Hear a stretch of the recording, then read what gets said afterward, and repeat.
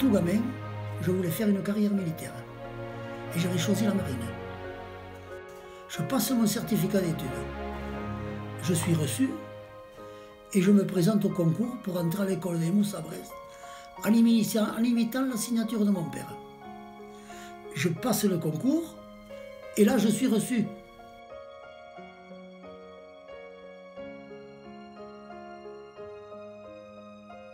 Et la guerre éclate. La guerre éclate, la France est coupée en deux. Zone occupée par les Allemands et zone non occupée dirigée par le maréchal Pétain.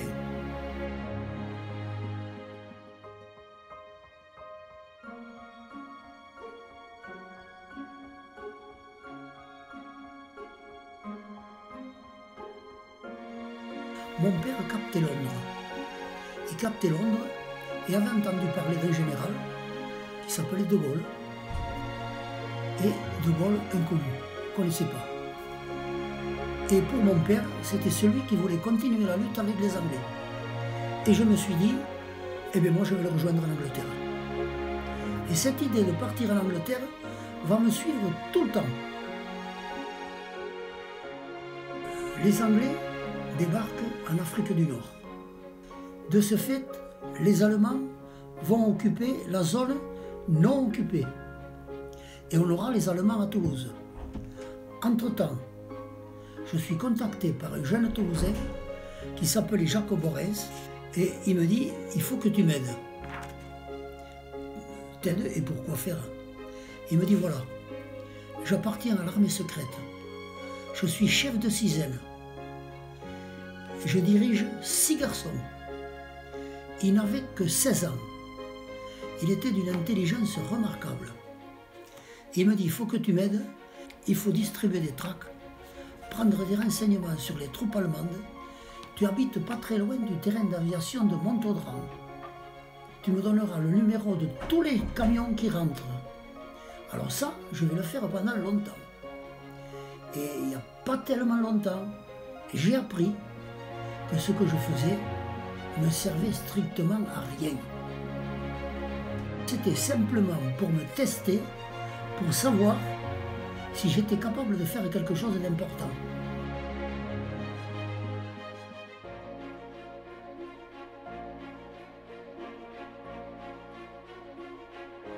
Et on prend contact avec un berger qui nous dit « Vous voulez partir en Espagne, je peux vous aider, je connais très très bien la frontière espagnole. » Il y a une période, il y a une région surveillée par les Allemands et des postes frontières tout le long. Ces postes frontières, je sais où ils se trouvent, je vais vous les indiquer et vous devez pouvoir les éviter. Et il nous donne rendez-vous dans sa bergerie, il nous explique ce qu'il faut faire et le soir, il nous dit c'est la bonne heure, vous pouvez partir. Et à 11 h du soir, on descend la montagne, traversons la route de Luchon et attaquons la forêt de Burgalaï. On évite tous les postes frontières et on commence notre descente vers l'Espagne. Et là, au détour d'un sentier, on voit les premiers villages espagnols éclairés. On se dit bon, c'est fait, nous sommes contents, on a fait le plus dur. Eh bien non, on n'a pas fait le plus dur. Au détour d'un sentier, on est braqué par 2 Allemands avec des fusils, handholp, les mains en l'air. Et là, on est pris. Et l'aventure s'arrête là. Mais c'est une autre qui va commencer, et celle-là, elle va durer 2 ans. On nous embarque au poste frontière. Premier interrogatoire musclé. Je suis interrogé par un officier qui veut à tout prix nous faire dire qu'on appartient à un maquis. Ce qui est faux. On n'a pas de difficulté à résister. Mais l'officier insiste. Il veut à tout prix qu'on avoue qu'on appartient à un maquis. Il nous dit, vous ne voulez pas parler, pas de problème. On vous embarque à la Gestapo à Luchon. Eux, ils ont les moyens de vous faire parler. On passe un premier interrogatoire. un officier SS, un grand gaillard costaud, qui nous pose des questions. Je lui réponds. Et puis il me dit, mais je ne comprends pas pourquoi vous voulez aller en Espagne. Mais qu'est-ce que vous vouliez aller foutre en Espagne? Et là, j'avoue que j'ai été un peu arrogant, parce que je l'ai regardé dans les yeux, et je lui ai dit, pour rejoindre De Gaulle en Angleterre et combattre les Allemands. Alors là, ça a été ma fête. J'ai pris la plus belle des rouillées de ma vie. Il me fait éclater les arcades sourcilières. Il me fait éclater le nez. Il me fend les lèvres. Il me casse 2 dents. Et il me renvoie dans ma cellule parce que je ne peux plus parler. J'ai la bouche en sang. Et je me dis, demain matin, il va remettre ça. Eh bien non, j'ai beaucoup de chance.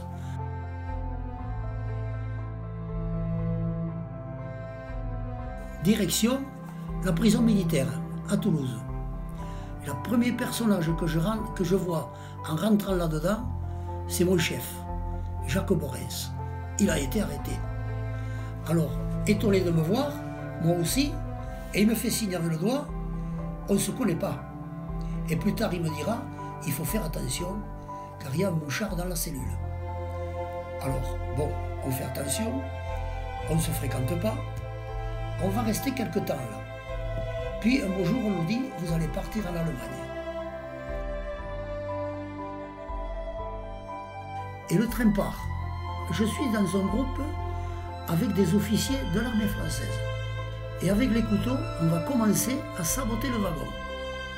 On arrache un morceau du toit du wagon.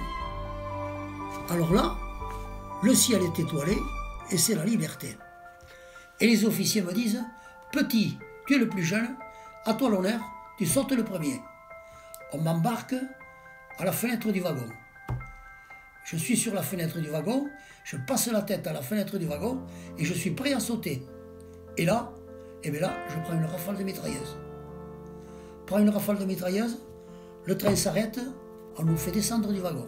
À coups de matraque, il y aura des morts.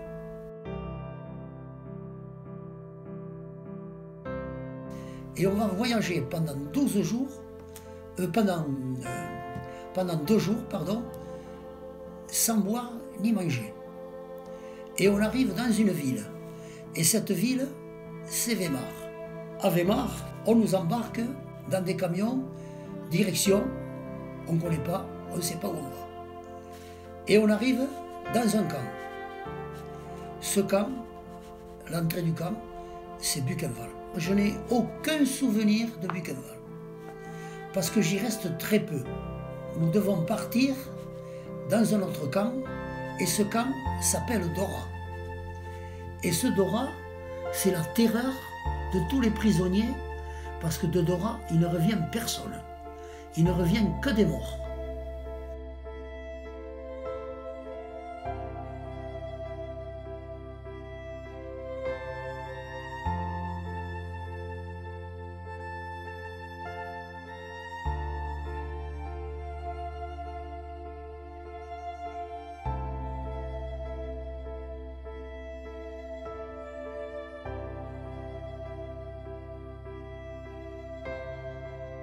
Est-ce qu'on a réalisé qu'on allait là? Je ne sais pas. Je pense qu'il y a l'insouciance de la jeunesse. On ne s'est pas rendu compte qu'on allait dans un endroit où on disparaissait petit à petit. Alors à Dora, il y avait 2 groupes. Un groupe qui était chargé de la fabrication de la fusée A4 et un groupe de la construction du camp, car le camp n'existe pas. C'est nous qui allons le construire.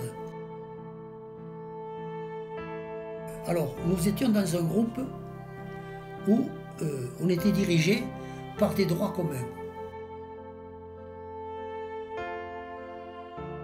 Des types qui tuaient pour le plaisir.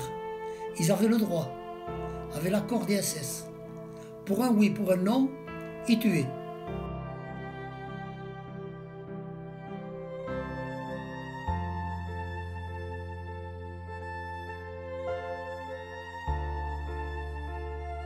Il y en a un qui me donne l'ordre, que je ne comprends pas.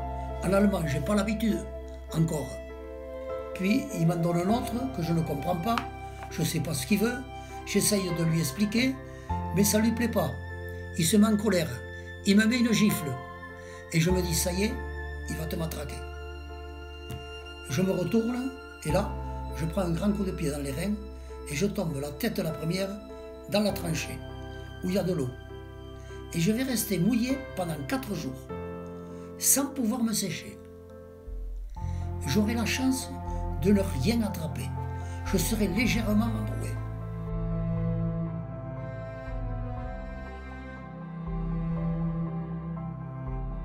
Je me réveille un matin, j'ai les pieds gonflés. Je me dis, bon, qu'est-ce qui t'arrive? Je vais trouver le chef du commando, du groupe de travail. Je lui dis, je ne peux pas aller travailler comme ça, il me faut un bon pour l'infirmerie. Et il me dit, nix, tu arbeit morgen kaputt. Il me dit, toi, demain au travail, et demain tu es mort. Bon, je dis, pardon, attends, moi, mourir, je vais lutter, je ne vais pas mourir comme ça. Le surlendemain, c'est pire, j'ai des cuisses comme ça. L'enflure m'a monté partout. Je vais le trouver, je lui dis, je ne peux pas aller travailler comme ça, je ne peux pas m'habiller. Il me dit, ça c'est égal, tout morgen kaputt. Il me dit, ça n'a pas d'importance, demain tu es mort. Et j'ai de la chance. Il me fait quand même un petit bond pour l'infirmerie. Alors, je vais à l'infirmerie, et là, une chance inouïe. Je tombe sur un médecin français, un prisonnier comme moi, qui s'occupait de l'infirmerie, et qui me dit, voilà, je ne peux pas te faire rentrer à l'infirmerie, parce que demain, il y a un email commando qui part. C'était un commando du ciel qu'on appelait. On embarquait tous les prisonniers dans des wagons, direction la Pologne, la chambre à gaz et le crématoire. Et il me dit, si tu pars, il me dit, tu ne reviens pas. Le médecin me dit, je vais te faire un bon pour rentrer à la baraque où tu couches. Dans quelle baraque es-tu? Je lui dis, je suis dans la baraque de Follette. Alors Follette, c'était un surnom que l'on donnait au chef de la baraque, qui était un homosexuel, qui était un assassin, qui était un type qui tuait tous les jours un gars pour le plaisir. Il matraquait le gars sur place, lui faisait éclater la tête, et tous les matins, quand on partait travailler, il y avait toujours un gars sur le bord du trottoir qui attendait de partir au crématoire, qui était mort. Et elle me dit, si tu restes là, il va te tuer. Je vais te faire un bon pour une autre baraque, tu verras, tu ne seras pas trop mal. Le chef de cette baraque, c'est un Allemand, c'est un politique, mais il ne frappe pas. Alors j'ai la chance d'aller là. Il me dit, essaie de dormir avec les jambes en l'air, de façon que le liquide que tu as dans le corps partira dans la vessie. Et normalement, tu devrais te dégonfler. J'ai beaucoup de chance. C'est ce qui se passe. Et je me dégonfle. Mais le chef de la baraque me dit, tout morgen arbeit, il me dit. Toi, demain au travail, il me faut dehors. Quand il voit que je suis dégonflé, il me faut à la porte. Alors je vais trouver le médecin et je lui dis, il me faut dehors, qu'est-ce que je fais? Il me dit, ne te fais pas de soucis. Il me dit, j'ai profité du temps que tu étais là pour te trouver autre chose. Je t'ai trouvé un commando. Un commando, c'était un groupe de travail. Tu verras, tu ne seras pas trop mal. Alors dans ce commando, c'était un commando spécial. On était chargé de nettoyer le camp, de ramasser tout ce qui était susceptible d'être recyclé. Ce qui arrivait souvent, c'est qu'il y avait un officier qui venait nous chercher pour décharger des trains dans le tunnel qui amenait des pièces détachées pour la fusée A4. Et un jour, on rentre dans le tunnel, là, nous sommes en contact avec un groupe de SS, avec un officier qui gueule en allemand. Franzose sabotage, les Français vous sabotez. Il est en colère. Ils sont tous armés de mitraillettes. Et il donne l'ordre aux Français de se grouper et de le suivre. Il nous dirige vers le fond du tunnel. Là, on n'a pas le temps de voir ce qui va nous arriver. Ils nous collent contre le rocher. Et à coups de mitraillette, ils descendent tout le monde. Je tombe avec mes camarades. Et j'ai 2 gars qui me tombent dessus. J'ai du sang sur la figure.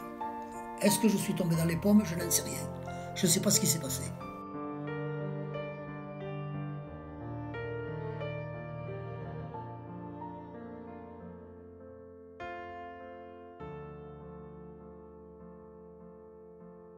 Dieu soit loué, le petit Robert de Toulouse est vivant. J'ai pas une égratignure. J'ai rien. Et je vais aider mes camarades à ramasser les morts et à les amener au crématoire. Et puis, on nous donne l'ordre de rejoindre notre commando.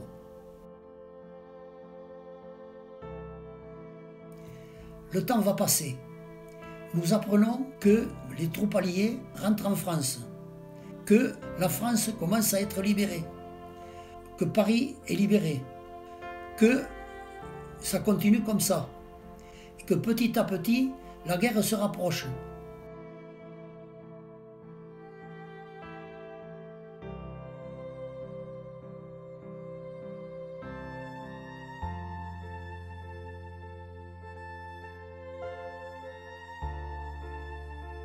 On nous enferme dans le camp, d'abord, parce qu'on a donné l'ordre de faire sauter le tunnel avec les déportés. Il ne faut pas qu'il y ait de témoins. On nous embarque, on nous enferme dans le tunnel. Et là, on attend. On attend quoi? L'explosion. Eh bien, cette explosion, elle n'aura pas lieu. Pourquoi? Parce que il y a un groupe d'Allemands qui, eux, veulent qu'on évacue le camp. Se sont-ils rendus compte qu'ils nous sauvaient la vie? Je n'en sais rien. Toujours est-il, c'est qu'ils nous embarquent dans un train à plus de 100 par wagon. Et le train est parti. Mais la voie est bouchée. On nous fait descendre du train. Là, l'officier qui commande le groupe nous dit ceux qui peuvent marcher à droite, ceux qui ne peuvent pas marcher à gauche. Et le Français qui parlait allemand nous dit il vaut mieux partir à pied que de rester là, ce n'est pas bon. Et ceux qui sont restés, qui ne pouvaient pas marcher, ont tous été abattus d'une balle dans la tête. Et on part à pied, nous sommes 3, on se tient par les bras. On va faire une 30aine de kilomètres, traverser la forêt du Harz et rejoindre la ville de Goslar. Là, on va nous embarquer dans un train. Et puis, on arrive, c'est le camp de Ravensbrück, c'est le camp des femmes. Elles ont évacué le camp. On rentre dans le camp, on va nous faire travailler dans le camp pendant quelques jours. Et puis, un beau jour, on nous dit, vous allez évacuer le camp. Une fois qu'on a évacué le camp, on est sur le bord d'une route, et là, on va y rester quelque temps. Et puis un matin, quand on se réveille, les SS sont partis. Et sur la route, on voit passer une Jeep américaine avec des soldats. Et on se dit, ça y est, on est libéré. Et à la place des Américains, on a les Mongols. Les Mongols, les Russes. On va rester quelque temps avec eux. Oh, on ne sera pas malheureux. Comme je baragouine un petit peu le russe, je vais trouver un officier russe et je lui dis qu'est-ce que vous allez faire de nous. Il me dit, il faut aller au-devant des Américains. C'est eux qui vont vous rapatrier. Alors on va au-devant des Américains. Et là, bien sûr, je fais une première hémorragie. Je rends du sang par la bouche et par l'anus. Je me dis, bon, il est temps que tu rentres chez toi. Aux Américains, on reste quelque temps, puis on nous embarque dans des camions. Direction la Hollande, la Belgique, et on arrive à Lille. Alors à Lille, je passe un contrôle militaire, sans problème. Une visite médicale. Je pèse 28 kilos. Il me dit, tu es vraiment en très mauvais état, je suis obligé de t'hospitaliser dans un hôpital militaire. Alors moi je dis non, moi je veux rentrer chez moi. Il me dit, tu fais comme tu veux, mais ce soir tu couches à l'hôpital militaire. Le soir je couche à l'hôpital militaire et le lendemain matin, je prends mes affaires, direction la gare de Lille, je prends un train direct Toulouse, sans passer par Paris. Et j'arrive à Toulouse. À Toulouse, l'accueil de la famille, je vous passe, c'est trop long. Et là, je fais une hémorragie, encore. J'ai un trou comme le poing dans un poumon. Le médecin vient, on me passe une visite médicale, et j'entends le médecin qui dit à ma mère, vous savez, madame, vous savez, monsieur, plutôt à mon père, il est vraiment en très mauvais état, je ne sais pas si on va pouvoir le sortir de là. Alors, quand j'ai entendu ça, j'ai dit, pardon, moi je viens de rentrer, je voudrais m'en sortir. Je vais lutter, je ne vais pas mourir comme ça.